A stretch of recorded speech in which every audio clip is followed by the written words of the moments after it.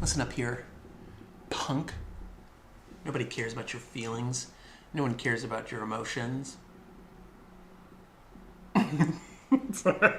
I've done this like 5 times. I've tried to keep a straight face while I'm doing this, but I think cosplaying as an unkind person, it's not my strong suit.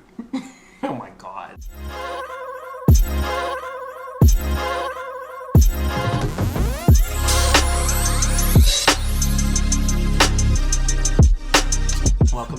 Welcome back. Episode 2 of Feel Better, Do Better. And today we're going to be talking about feelings. Now here's the deal. It's very difficult to get people to care about other people's feelings. And right now it seems more difficult than ever. But the good thing for you is that you only need one person to really care about your feelings in order to start feeling better and doing better. And surprise, surprise, babes, that person is you. You have to care about your feelings. And today I'm going to give you 3 reasons why you should care about your feelings before we really continue to do this work together. Something that I think is important to do before we have a conversation about what to do with feelings is understanding the difference between emotions and feelings. A lot of time people will kind of use them as the same thing, including myself when I just spent an hour doing a video about this.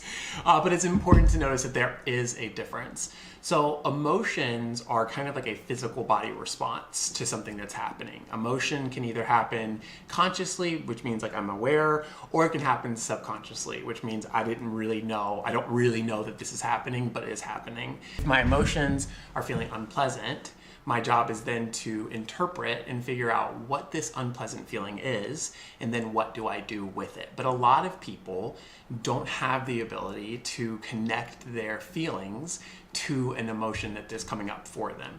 And I want to talk to you a little bit about why that's important. Reason number 1 for why you should care about your feelings is that when we pay attention to, when we can name a specific feeling that we're having, or when we can talk about a feeling that we're having, it builds our self-awareness through emotional awareness. And so the more that we are able to say, this is what's coming up for me, this is how I'm feeling, the more that we'll get to know ourselves and understand what works for us and what doesn't. We're not always responsible for our emotions. Sometimes they just happen. It's like a wave hits you, you don't know what to do with it. But what we are responsible is for our reaction to that. And that's where a lot of our feelings come into play.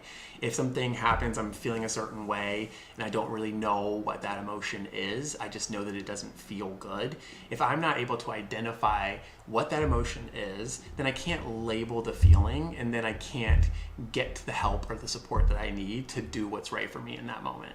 Reason number 2, I think it's important to look at feelings like an alarm system. So what happens is a lot of times we have these emotions. These emotions are happening to us and we don't know how to feel about it. We don't know how to label those things. And I think that that's why a lot of times when people are struggling, they can't get the help that they need because they can't identify or label what that emotion is and why it's making us feel a certain way.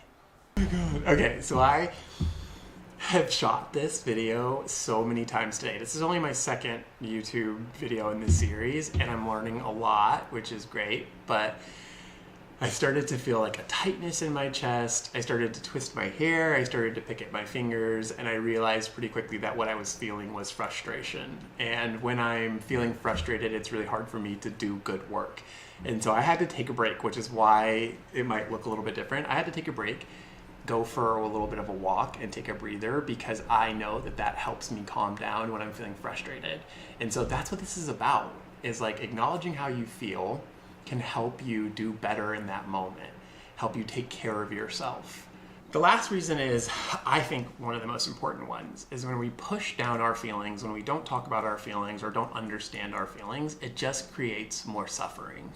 If I'm feeling something unpleasant, if I just ignore it, the feeling doesn't go away. It will stay there, and I think it like kind of festers in us. It just makes us feel worse and worse, and a lot of times we don't even realize that that's happening. It's like this really nasty cycle.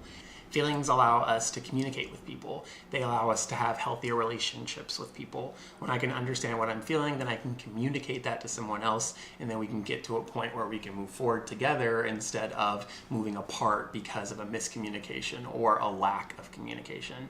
We're going to continue to dive into feelings, understanding emotions, because this is the foundational part of our work. You can't build a house on shaky ground. I mean, you can, but it's going to collapse. And so we're going to explain and understand these things first before we really start to dive into it. But this is just the beginning. I'm so grateful that you're here. I am always rooting for you. I know I may not know you. And also, if you feel like it's hard for you to care about your feelings right now, even though you and I don't have a personal relationship, I do care about how you feel. It's why I made this channel. And so keep doing the work, keep taking care of yourself, keep trying to feel better, keep doing better, and I will be here for you. I'll be back next week as we continue to do this work together. But until then, take care of yourselves. I think I said that already. I can't say it enough. Honestly, take care of yourselves.